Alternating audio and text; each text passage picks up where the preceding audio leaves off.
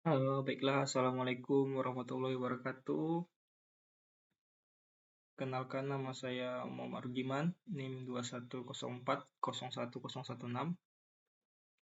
Baiklah, di sini saya akan mengerjakan soal UTS, yaitu NLP. Berikut soalnya. Ada 5 soal.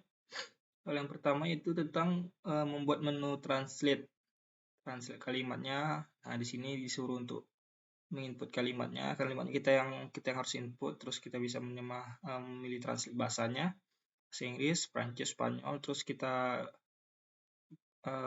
akan mengeluarkan hasil dari translate-nya. Nah, ini saya sudah membuat codingannya. Pertama kita coba jelaskan. Di sini pertama sekali kita harus menginstal Google Translate-nya, yaitu dengan pip install Google Translate, Google Trans. Lalu kita akan mengimportnya from Google Trans, import translator. Di sini ada fungsi untuk menerjemahkan teks ke bahasa tertentu.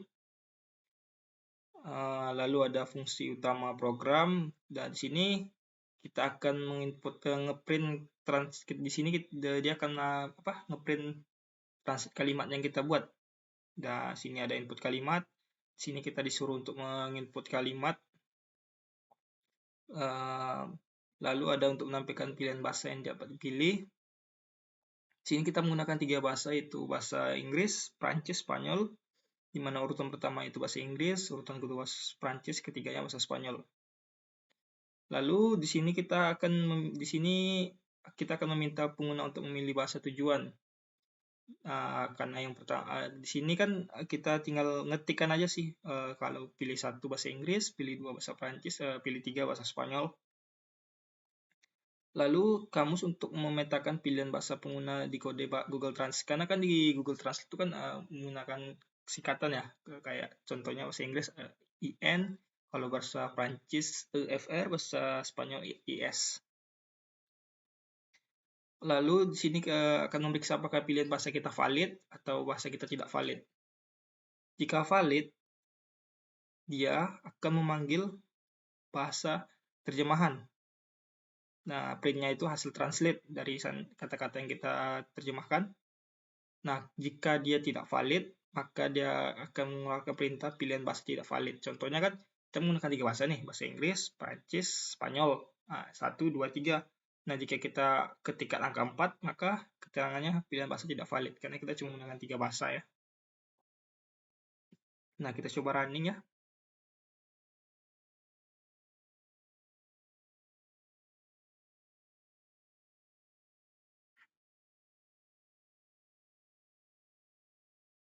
Nah, di sini kan translate kalimat, silakan input kalimat. Kita coba tulis apakah kamu sehat, enter. Nah, di sini kita suruh memilih bahasa apa yang ingin kita gunakan. Kita coba tes bahasa Inggris. Kalau bahasa Inggris kita ketikkan 1. Nah, dia keluar hasil transkripnya, are you healthy? Itu bahasa Inggris. Kalau untuk bahasa Prancis kita coba ya.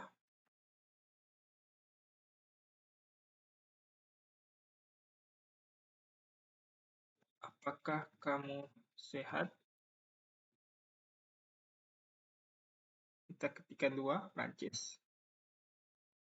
Nah, keluarkan estés vos en Buenos Aires. Kalau untuk Spanyol, kita coba juga.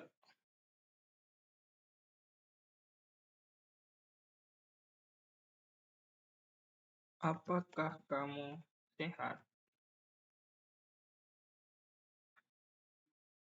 Kita ketik 3, Spanyol.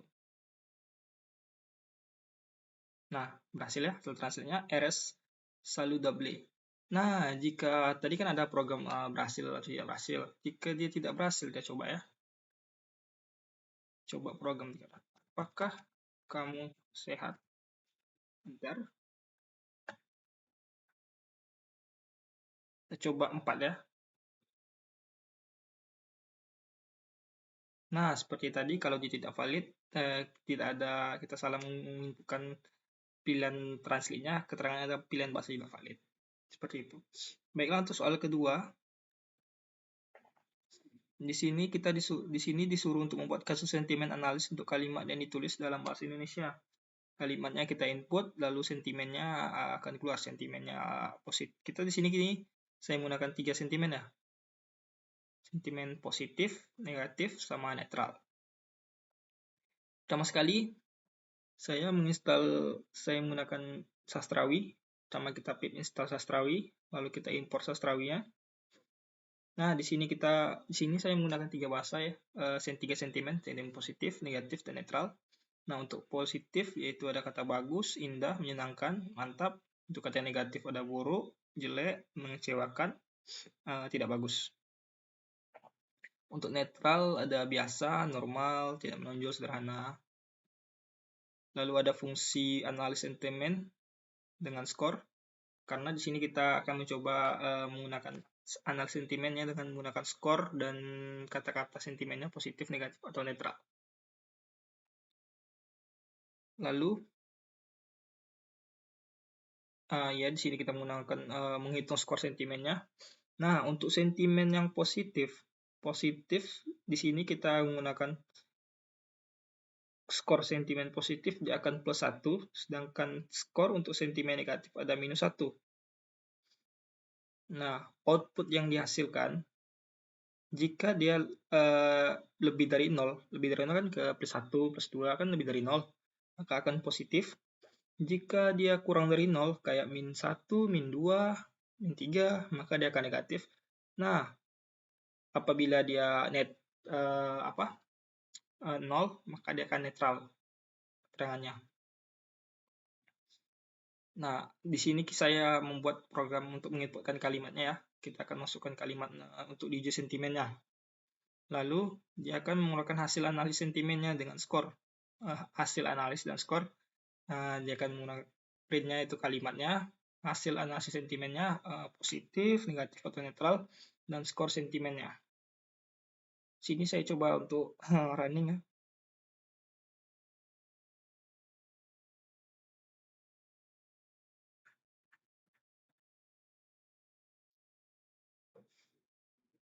Nah, kita coba untuk menguji kalimat sentimennya, kita coba untuk yang positif ya. Positifnya tadi ada bagus, indah. Kemeja itu bagus. Enter. Nah, kemeja itu bagus, hasil analisis sentimennya positif, skor sentimennya 1.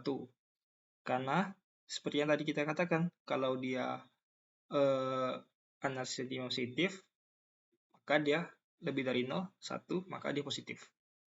Kita coba juga ya yang negatif ya. Coba ketiga ya, negatif.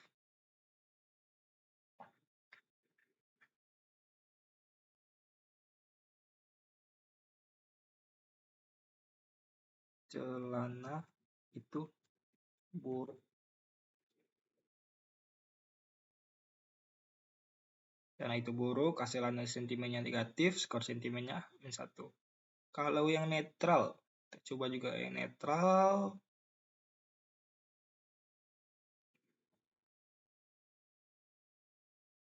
Data normal.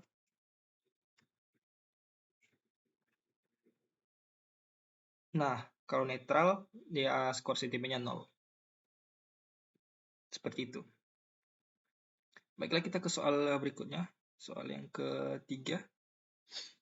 Disuruh kita akan membuat program chatbot untuk pelayanan rumah sakit untuk NIM genap dan sektor pemerintah dan ganjil. Kebetulan NIM saya terakhir 2 digit terakhirnya itu genap, maka saya disuruh untuk membuat pelayanan rumah sakit.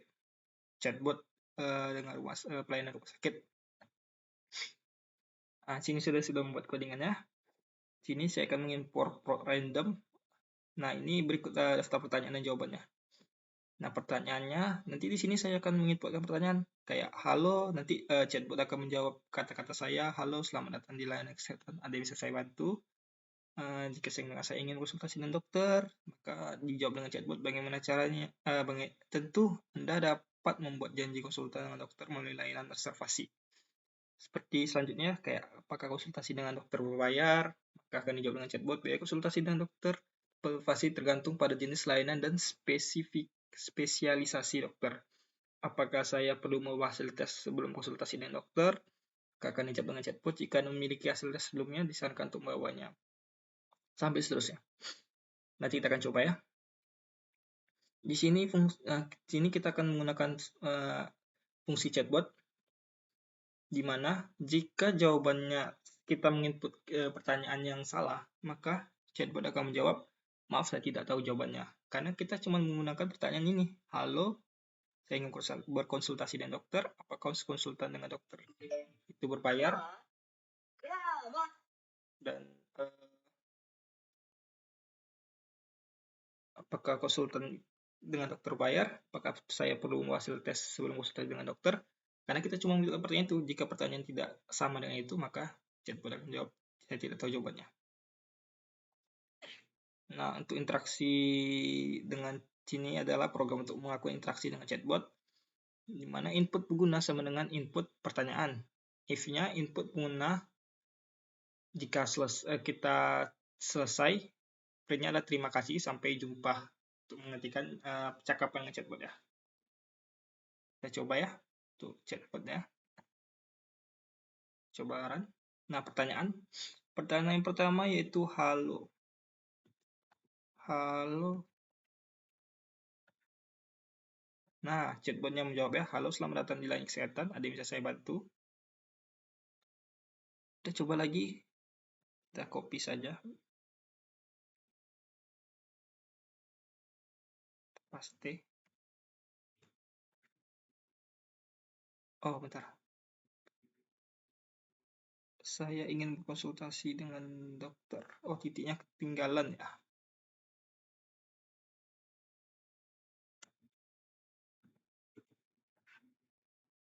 Bentar, kita coba lagi. Saya ingin berkonsultasi dengan dokter. Saya ingin berkonsultasi dengan dokter. Bentar ya. Oh, sini huruf besar ya, huruf besar. Jadi tidak bisa. Saya ingin berkonsultasi dengan dokter. Saya ingin berkonsultasi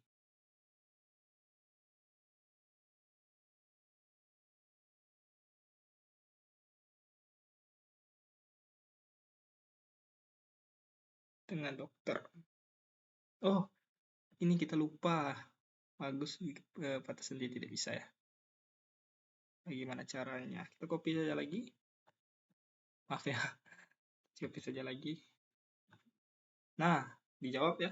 Tentu ada dapat membuat janji konsultasi dengan dokter melalui versi online atau menghubungi nomor daftaran. Ini yang untuk gagal ya. Kalau saya tidak sesuai dengan pertanyaan, maka dia akan harus tidak tahu jawabannya. Ini yang berhasil ya. Nah, kita coba kita selesaikan saja ya. Selesai untuk menyelesaikannya. Selesai.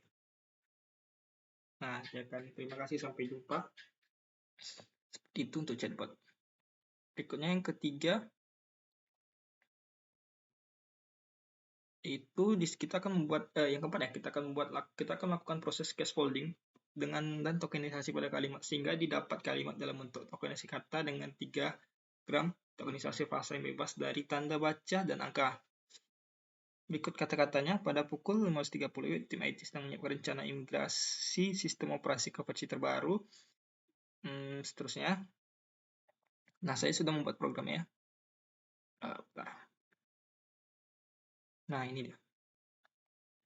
Sini akan mengimport RE-nya, def-nya scaffolding berupa teks, def-nya remove function and number-nya berupa teks juga. Ada tokenize, words-nya teks. Nah, di sini ada tokenize teks n ya. Teks aslinya itu yang seperti yang tadi, kita copy saja tadi, teks semuanya teksnya. Nah, di sini kita akan melakukan proses scaffolding, folding teks originalnya. Lalu kita akan menghapus tanda baca dan angka, menggunakan perintah clean text, remove punctuation and number. Lalu kita akan melakukan tokenisasi kata menggunakan program word tokens, tokenize words clean text. Dan yang terakhir, kita akan menggunakan tokenisasi 3 gram frasa. Jadi ada 3 kata-kata ini gabung ya. Maka akan keluarkan hasil pertama teks aslinya, lalu hasil dari scaffoldingnya, hasil dari tokenisasi kata, dan hasil dari tokenisasi 3 gram frasa. Nah, kita coba running di sini.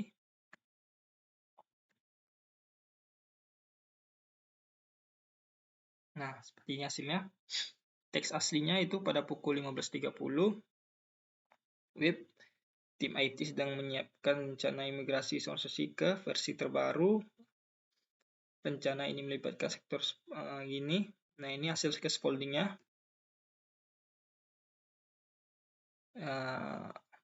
Hasil scaffoldingnya.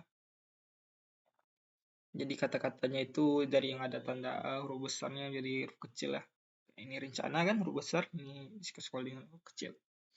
Kayak contohnya WIB, ini huruf besar, huruf kecil. Lalu kita melakukan tokenisasi kata. Dipisah katanya ya. Jadi kayak pada, pukul, WIB, tim, IT, sedang, menyiapkan, rencana, dan seterusnya. Lalu yang ini hasil tokenisasi 3 gram frasa. Jadi kita kebagi ke 3 part, 3 ya gitu. Kayak pada pukul WIB, pada pukul WIB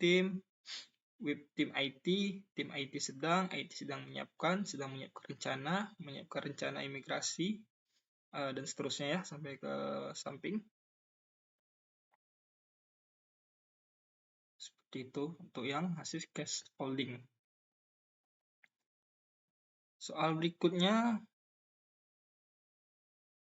yaitu mereview paper terkait dengan NLP. Kita disuruh, di sini saya menggunakan 2 paper, di sini kita disuruh mencari 2 paper terkait dengan NLP yang dipubliskan dalam 5 tahun terakhir, dan akan mereviewnya, penjelasan singkatnya terkait tentang topik, tujuan penelitian, metode, dan hasil utama yang dicapai. Lalu akan menganalisis atau membandingkan kedua artikel, dan terakhir pengaruh dalam industri NLP itu seperti apa. Di sini saya sudah mencari papernya. Saya menggunakan 2 paper ya, paper internasional. Yang pertama yaitu Sentiment Analysis on TikTok Application Review Using Natural Language Processing Approach. Nah, ini dipublisnya baru ya, 22 Mei 2023. Kita coba yang dari yang pertama ya.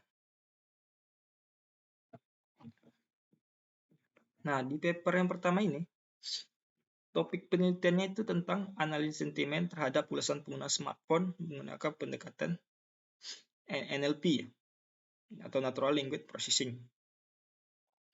Di tujuan penelitian ini bertujuan untuk menganalisis sentimen dari ulasan pengguna terhadap pengguna smartphone dengan memanfaatkan pendekatan NLP dalam konteks penelitian fokus pada pengguna teknologi komunikasi modern, terutama smartphone sebagai media utama komunikasi, dan bagaimana sentimen pengguna tercermin dalam ulasan mereka. Berikutnya untuk metode penelitiannya. Metode penelitian ini dimulai dengan sebuah review mendalam terhadap perkembangan teknologi komunikasi, khususnya peran smartphone sebagai media utama dalam komunikasi manusia. Pengumpulan datanya dilakukan dengan membagi dataset menjadi 2 kelompok ya, yaitu yang satu adalah penerapan pendekatan NLP dan yang satu tanpa pendekatan NLP. Yang pertama. Untuk hasil yang dicapai di penelitian ini menghasilkan pemahaman yang lebih baik tentang sentimen penggunaan smartphone melalui analisis ulasan. Pendekatan NLP meningkatkan akurasi klasifikasi sentimen dengan tingkat akurasi, presisi, recall yang lebih tinggi dibandingkan dengan pendekatan tanpa NLP. Ini hasil yang dicapai dari jurnal yang pertama. Untuk jurnal yang kedua, saya menggunakan jurnal Sentiment Analysis for TikTok Review Using Feather Sentiment and SEF Model yang diupload ini tahun 2023 juga ya. Nah, topiknya itu ya seperti saya jelaskan tadi, analisis sentimen terhadap ulasan pengguna TikTok melalui metode Fader and teknik sampling. Tujuan penelitiannya ya, penelitian ini bertujuan untuk menganalisis sentimen ulasan pengguna TikTok yang diperoleh melalui aplikasi Google Play Store. Fokusnya adalah mengatasi ketidakseimbangan data dalam klasifikasi sentimen dengan menggunakan metode Fader. Untuk metode penelitiannya, seperti dijelaskan tadi, menggunakan metode Fader yang memberikan label awal positif, netral, atau negatif pada setiap ulasan. Hasilnya menunjukkan dominasi ulasan positif, menciptakan ketidakseimbangan data yang mempersulit analis lebih lanjut untuk mengatasi masalah ini. Dua teknik sampling, ini dia menggunakan dua teknik sampling yaitu random under sampling dan random over sampling. Untuk hasil utama yang dicapai, penelitian ini menunjukkan bahwa sebagian besar ulasan TikTok diklasifikasikan sebagai positif, menciptakan ketidakseimbangan data yang menantang untuk diatasi dalam analisis lebih lanjut. Pengguna TikTok random dan random oversampling untuk menangani kondisi ini ya. Meskipun demikian, SPM yang dilatih tanpa resampling menggunakan hasil yang paling baik dengan F1 skor sebesar 0,80. Ini menunjukkan keefektivitasan metode ini untuk mengatasi ketidakseimbangan data dan meningkatkan klasifikasi sentimen. Nah, dari kedua jurnal ini kita dapat membandingkan ya, perbandingan dari dua jurnal ini walaupun sama-sama membandingkan ulasan tentang aplikasi ya. Kedua artikel ini menunjukkan keberhasilan dalam mengaplikasikan metode NLP untuk analisis sentimen dengan fokus pada konteks yang berbeda.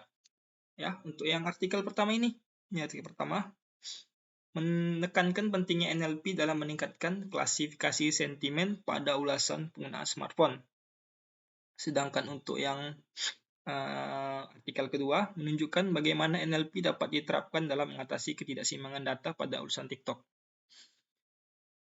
Untuk kesamaan dalam artikel ini, meskipun berfokus pada konteks yang berbeda ya, terdapat beberapa persamaan antara dua artikel penelitian yang saya amati. Kedua penelitian ini mengadopsi pendekatan analisis sentimen untuk memahami ulasan pengguna terhadap teknologi dengan menerapkan teknologi pemrosesan bahasa alami atau NLP, sama-sama menggunakan bahasa alami NLP ya, persamaan dari dua artikel ini sebagai media dari metode penelitian ya.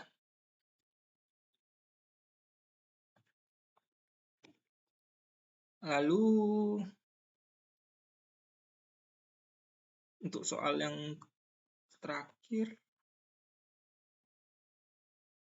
sini saya akan menjelaskan tentang pengaruh dalam industri dampak dari penggunaan teknologi NLP.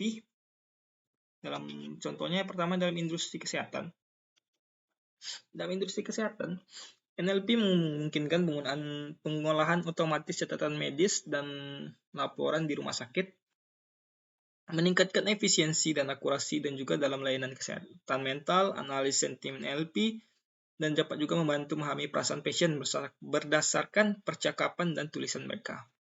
Itu untuk yang kesehatan. Sekarang untuk yang e-commerce, NLP digunakan untuk meningkatkan pengalaman pelanggan melalui pencarian yang lebih cerdas, rekomendasi produk yang lebih personal, dan NLP membantu e-commerce dalam memahami ulasan pelanggan secara otomatis dan meningkatkan kualitas produk dan layanan. Kalau untuk di bidang finansial, NLP itu bisa digunakan untuk menganalisis sentimen pasar dan media sosial, seperti membantu para pelaku pasar dalam membuat keputusan investasi yang lebih baik, serta dalam sektor asuransi. NLP ini sangat membantu proses klaim yang lebih efisiensi untuk pemahaman untuk informasi yang lebih lanjut. Seperti itu. Demikianlah hasil dari saya, presentasi tugas saya UTS ini. Apabila salah kata saya mohon maaf. Assalamualaikum warahmatullahi wabarakatuh.